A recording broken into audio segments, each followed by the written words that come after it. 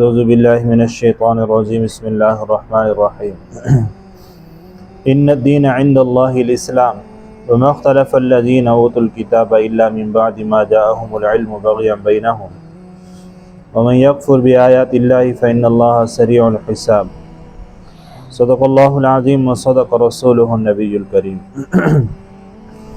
محترم سامعین کرام، اللہ تبارک و تعالی نے انسانوں کی ہدایت کے لیے، انسانوں کے رہنمائی کے لیے 1,24,000 کم و بیش انبیاء علیہ السلام کو دنیا کے اندر مبعوث فرمایا، اور تمام نبیوں کا دین اللہ تعالی نے اسلام پسند کیا۔ سیدنا آدم علیہ السلام سے لے کر سیدنا محمد رسول اللہ صلی اللہ علیہ وسلم تک تمام نبیوں کا دین، تمام نبیوں کی شریعت اسلام ہی کہلاتی تھی۔ تو اللہ تبارک و تعالی نے ان آیت میں یہ بات ارشاد فرمائی کہ اللہ تعالیٰ کے ہاں جو پسندیدہ دین ہے، جو مذہب ہے، وہ اسلام ہی ہے، اور اسی دین کی تبلیغ باقی انبیاء نے بھی کی، اور نبی کریم صلی اللہ علیہ وسلم نے بھی اسی دین کی تبلیغ فرمائی۔ نبی کریم صلی اللہ علیہ وسلم نے اپنے مبارک زمانے میں جو بڑی بڑی حکومتیں تھیں، بڑے بادشاہ تھے اس زمانے کے، ان کو خطوط لکھے۔ تو ان میں ایک خط نبی کریم صلی اللہ علیہ وسلم نے روم کے بادشاہ ہرقل کو لکھا تھا، اور یہ ہرقل جو تھا اس زمانے کا سپر پاور، اس کی حکومت سمجھی جاتی تھی۔ تو اس خط کے اندر نبی کریم صلی اللہ علیہ وسلم نے جو الفاظ تحریر فرمائے تھے، تو اس میں ایک لفظ یہ بھی تھا، اسلم تسلم، کہ تو اسلام قبول کر لے تو امن میں آ جائے گا۔ تو اسلام کا معنی ہوتا ہے فرما برداری اختیار کرنا۔ تو نبی کریم صلی اللہ علیہ وسلم کے واسطے سے اللہ نے قرآن کے واسطے سے ہمیں یہ حکم فرمایا کہ تم سب کے سب اللہ تعالیٰ کے فرما بردار بن جاؤ، اور نبی کریم صلی اللہ علیہ وسلم کے فرما بردار بن جاؤ، پھر تم مسلمان کہلاؤ گے۔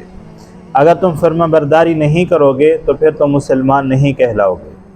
اس کے بعد اللہ جل شانہ ارشاد فرماتے ہیں کہ جو پچھلی قومیں گزری ہیں، خاص طور بنی اسرائیل کی قومیں، تو ان کو جب اللہ تعالیٰ نے علم عطا فرمایا، ان کے اوپر جب کتابیں نازل ہوئیں، ان کو شریعت دی گئی، تو انہوں نے علم آنے کے بعد اختلاف شروع کیا۔ اس سے پہلے وہ ٹھیک تھے، لیکن جب ان کو اللہ تعالیٰ نے علم عطا فرما دیا، تورات عطا فرما دی، انجیل عطا فرما دی، تو اس کے بعد پھر انہوں نے اختلاف کرنا شروع کیا۔ ان کا آپس میں بھی اختلاف ہوتا تھا۔ آپس کا اختلاف یہ ہوتا تھا کہ انہوں نے اپنی کتابوں کے اندر کچھ ایسی تبدیلیاں کر دیں کہ مالداروں کے لیے قانون اور بنا دیے، غریب لوگوں کے لیے قانون اور بنا دیے۔ اگر کوئی مالدار آتا، ان سے کوئی مسئلہ پوچھتا، تو اس سے پیسے لے لیتے اور اس کی مرضی کا مسئلہ اس کو لکھ کر دے دیتے، اور کہتے کہ تورات میں اللہ نے ایسے ہی فرمایا ہے، جبکہ اس تورات میں ایسے نہیں ہوتا تھا۔ اگر کوئی غریب بندہ آتا تھا جو ان کی خدمت نہ کرتا، تو اس کو تورات کے سخت مسائل لکھ کر دے دیتے اور کہتے کہ اللہ نے تورات میں یہ حکم فرمایا ہے۔ تو غریبوں کے لیے ان کے قانون الگ تھے اور مالداروں کے لیے قانون الگ تھے۔ پھر اگلا انہوں نے اختلاف یہ کیا کہ اللہ تبارک و تعالیٰ نے نبی کریم صلی اللہ علیہ وسلم کے آنے سے پہلے ہی تورات انجیل کے اندر نبی کریم صلی اللہ علیہ وسلم کی، صحابہ کرام کی سب کی علامات ذکر فرما دی تھی۔ تو انہوں نے نبی کریم صلی اللہ علیہ وسلم کی علامات کو پہلے پڑھ رکھا تھا، اور مدینہ منورہ میں آ کر اسی لیے آباد ہوئے تھے کہ نبی کریم صلی اللہ علیہ وسلم کے ہاتھ پر اسلام لے آئیں گے۔ اور مدینہ منورہ کی جو آبادی تھی، اس میں 2 قبیلے ایسے تھے جو بتوں کی پوجا کرنے والے تھے۔ اس میں ایک قبیلے کا نام اوس تھا اور دوسرے کا نام خزرج تھا۔ تو یہ دونوں قبیلے بتوں کی پوجا کرتے تھے، اور باقی جو یہودیوں کے قبیلے تھے وہ آسمانی علم کو ماننے والے تھے، وہ نماز پڑھتے تھے، اللہ کی عبادت کرتے تھے سیدنا موسیٰ علیہ السلام اور سیدنا عیسیٰ علیہ السلام کے طریقے پر۔ تو جب ان کی آپس میں کبھی لڑائی ہو جاتی، یہودیوں کی اور ان بت پرست لوگوں کی، تو پھر یہودی کہا کرتے تھے کہ آخری نبی آنے والے ہیں، ان کی علامات پوری ہو چکی ہیں، جب وہ آ جائیں گے تو ہم ان کے ہاتھ پہ اسلام لے آئیں گے، ان کے ساتھ مل جائیں گے، پھر ہم تمہارے خلاف جنگ کریں گے اور تمہیں مدینہ سے نکال دیں گے۔ تو یہ اوس کو دھمکی دیا کرتے تھے اور خزرج کو دھمکی دیا کرتے تھے۔ تو اللہ کا کرنا ایسا ہوا کہ نبی کریم صلی اللہ علیہ وسلم مکہ مکرمہ کے اندر پیدا ہوئے، مکہ مکرمہ کے اندر جوان ہوئے، 40 سال کی عمر کے اندر اللہ تعالیٰ نے نبوت عطا فرمائی۔ تو زمانہ جاہلیت کے مطابق حج ہوتا تھا، لوگ جاتے تھے، حج کرتے تھے۔ تو حج کے دنوں کے اندر جب بیت اللہ کا طواف کرتے تو مرد حضرات دن کو کپڑے اتار کر ننگے ہو کر طواف کرتے، اور عورتیں رات کو ننگے ہو کر طواف کرتی تھیں۔ تو یہ جاہلیت کا ایک طریقہ تھا، اور بیت اللہ کے اندر 360 بت بھی رکھے ہوئے تھے، بیت اللہ کا طواف بھی کرتے تھے اور پھر بتوں کی پوجا بھی ساتھ کرتے تھے، اور بتوں کے نام کے چڑھاوے بھی بیت اللہ کے اندر دیا کرتے تھے۔ تو یہ ان کا جاہلیت کے طریقے پہ حج ہوتا تھا۔ تو نبی کریم صلی اللہ علیہ وسلم کو جب اللہ جل شان نے نبوت عطا فرمائی تو نبی کریم صلی اللہ علیہ وسلم حج کے دنوں کے اندر جو باہر سے قافلے آیا کرتے تھے، آپ صلی اللہ علیہ وسلم ان کو تبلیغ فرماتے، ان کو اپنا نبی ہونا بتاتے اور ان کو بتاتے کہ بتوں کی پوجا چھوڑ دو اور صرف اللہ کی عبادت کرو۔ تو کچھ لوگ مان لیتے، کچھ نہ مانتے۔ بالآخر مدینہ منورہ کے جو بت پرست لوگ تھے، اوس اور خزرج کے لوگ، ان میں سے بھی کچھ لوگ حج کرنے کے لیے بیت اللہ گئے۔ تو نبی کریم صلی اللہ علیہ وسلم کی ان سے ملاقات ہوئی، آپ صلی اللہ علیہ وسلم نے ان کو دین کی دعوت دی، اسلام کی دعوت دی۔ تو ان میں سے ایک دو بندے مسلمان ہو گئے اور وہ واپس آئے۔ انہوں نے آ کر اپنے قبیلے والوں سے بات کی کہ ہمیں ایک بندہ ملا تھا مکہ مکرمہ کے اندر، ہمیں اس کی باتیں بہت اچھی لگیں اور انہوں نے جو کلام پیش کیا وہ کسی انسان کا کلام نہیں لگتا، واقعی اللہ کا کلام لگتا ہے۔ تو ہم نے تو اس کی بات کو تسلیم کر لیا اور ہم اس پر ایمان لے آئے، لہٰذا ہم تمہیں بھی دعوت دیتے ہیں کہ تم بھی ہماری بات مانو اور تم بھی اس پر اسلام لے آؤ، تم بھی ان پر ایمان لے آؤ۔ تو اوس اور خزرج کے ان لوگوں نے آ کر واپس مدینہ کے اندر محنت کی۔ تو اگلے سال حج کے لیے زیادہ بندے گئے، کچھ بندے تو مسلمان ہو کر گئے اور کچھ بندے یہ دیکھنے کے لیے گئے کہ وہ بندہ کیسا ہے جو ایک نیا مذہب نیا دین پیش کرتا ہے۔ تو اگلے سال جب یہ اوس اور خزرج کے لوگ گئے تو انہوں نے جا کر نبی کریم صلی اللہ علیہ وسلم سے ملاقات کی اور آپ صلی اللہ علیہ وسلم کے اخلاق سے متاثر ہوئے، قرآن سنا۔ تو اس کے بعد کچھ اور لوگ مسلمان ہوئے۔ تو اس طرح مدینہ منورہ کے اندر اوس اور خزرج کے لوگ جو پہلے بتوں کی پوجا کرتے تھے، ان میں سے ایک بڑی آبادی جو تھی وہ مسلمان ہو گئے۔ تو انہوں نے نبی کریم صلی اللہ علیہ وسلم کو جا کر دعوت دی کہ مکہ کے لوگ آپ کے اوپر سختی کر رہے ہیں، آپ کو تکلیفیں دے رہے ہیں، تو آپ ہمارے ساتھ مدینہ منورہ آ جائیں، ہم آپ کا ساتھ دیں گے اور وہاں سے پھر اسلام پھیلے گا۔ نبی کریم صلی اللہ علیہ وسلم نے فرمایا کہ ابھی مجھے اللہ کا حکم نہیں ہے، جیسے ہی اللہ کا حکم آئے گا میں مدینہ ضرور آؤں گا۔ اللہ کا حکم آ گیا، نبی کریم صلی اللہ علیہ وسلم مدینہ منورہ تشریف لے گئے۔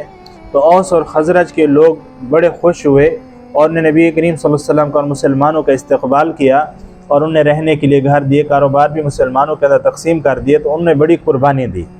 تو نبی کریم صلی اللہ علیہ وسلم نے ان کو انصار کا لقب عطا فرمایا کہ یہ اسلام کی مدد کرنے والے لوگ ہیں، نصرت کرنے والے لوگ ہیں۔ تو انصار کے نام سے یہ لوگ مشہور ہوئے، جو پہلے اوس اور خزرج سے جو بتوں کی پوجا کرتے تھے۔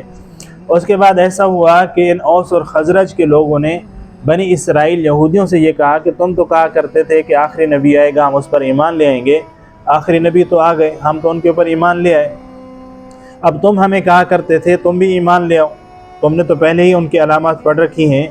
تو انہوں نے جھوٹ بولا اور کہا کہ جس نبی کی ہم انتظار کریں یہ وہ نہیں ہے، یہ اور ہیں۔ یہ انہوں نے کیوں کہا؟ کیونکہ نبی کریم صلی اللہ علیہ وسلم کے خاندان کے نہیں تھے، بنی اسرائیل کے نہیں تھے۔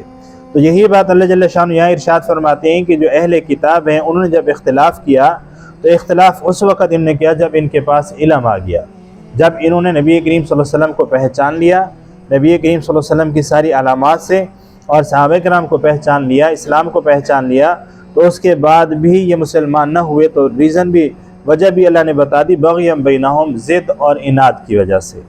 ان کو نبی کریم صلی اللہ علیہ وسلم کی ذات سے یہی ضد تھا کہ یہ ہمارے خاندان کے نہیں ہیں، تو ضد اور اناد کی وجہ سے انہوں نے اسلام کو قبول نہ کیا، جبکہ ان کو پتہ تھا کہ نبی کریم صلی اللہ علیہ وسلم اللہ کے سچے رسول ہیں۔ جب تنہائی میں یہ لوگ بیٹھتے تھے، آپس میں گفتگو کرتے تھے، تو آپس میں ایک دوسرے سے کہا کرتے تھے کہ بندہ تو وہی ہے جو ہم نے پہلے پڑھ رکھا ہے، لیکن ہم اسلام قبول کیوں نہیں کرتے؟ اسلام قبول کر لینا چاہیے۔ پھر آپس میں بیٹھ کر کبھی کبھی مشورہ ہوتا کہ اسلام قبول کر لیتے ہیں، پھر اپنی بات پہ آ جاتے کہ ہمارے خاندان کے نہیں ہیں، تو وہی خاندانی ضد اور اناد درمیان میں آ جاتا، جس کی وجہ سے یہ لوگ مسلمان نہ ہوتے۔ آگے اللہ جل شانہ ارشاد فرماتے ہیں کہ جو بندہ بھی اللہ تعالیٰ کی آیات کا انکار کرے گا، تو آیات سے مراد قرآن بھی ہے اور آیات سے مراد نبی کریم صلی اللہ علیہ وسلم کے معجزات بھی ہیں، اور نبی کریم صلی اللہ علیہ وسلم کی خود ذات اقدس بھی ہے۔ یہ بھی نبی کریم صلی اللہ علیہ وسلم اللہ تعالیٰ کی قدرت کی ایک بڑی نشانی بن کر دنیا میں تشریف لائے تھے۔ تو اللہ فرماتے ہیں کہ جو بھی اللہ تعالیٰ کی آیات کا انکار کرے گا تو بندہ اچھی طرح سمجھ لے کہ اللہ بہت جلدی حساب لینے والے ہیں۔ کبھی تو اللہ دنیا میں حساب لے لیتے ہیں، دنیا میں پکڑ لیتے ہیں، اور کبھی ایسا ہوتا ہے کہ دنیا میں تو حساب نہیں لیتے لیکن آخرت کے عذاب کے اندر ایسا پکڑتے ہیں کہ پھر اس کو چھوڑتے نہیں ہیں۔ تو دنیا کے اندر اللہ تعالیٰ کا جب عذاب آتا ہے تو اس کے لیے اللہ فرماتی ہے ان بطش ربک لشدید، کہ اللہ کی پکڑ سے بچو، اللہ کی پکڑ سے ڈرو، کیونکہ اللہ کی پکڑ بہت سخت ہے۔ تو یہی بات اللہ نے یہاں پر بھی ارشاد فرمائی کہ جو بندہ بھی اللہ کی آیات کا انکار کرے گا تو وہ سمجھ لے کہ اللہ تبارک و تعالیٰ بہت جلدی حساب لینے والے ہیں۔ تو اللہ جل شانہ ارشاد فرماتے ہیں ان الدین عند اللہ الاسلام، کہ اللہ تعالیٰ کے نزدیک دین صرف اسلام ہی ہے۔ وما اختلف الذین اوتوا الکتاب الا من بعد ما جاءهم العلم بغیا بینہم، اور جن کو اللہ تعالیٰ نے کتاب عطا فرمائی ان لوگوں نے علم آنے کے بعد اختلاف کیا، اور یہ اختلاف آپس میں ضد کی وجہ سے کیا۔ وَمَن يَكْفُرْ بِآيَاتِ اللَّهِ فَإِنَّ اللَّهَ سَرِيعُ الْحِسَابِ، اور جو بندہ اللہ کی آیات کے ساتھ کفر کرے گا تو بے شک اللہ تعالیٰ جلدی حساب لینے والے ہیں۔ جو کہا سنا اللہ تعالیٰ آپ کو مجھے عمل کرنے کی توفیق عطا فرمائے۔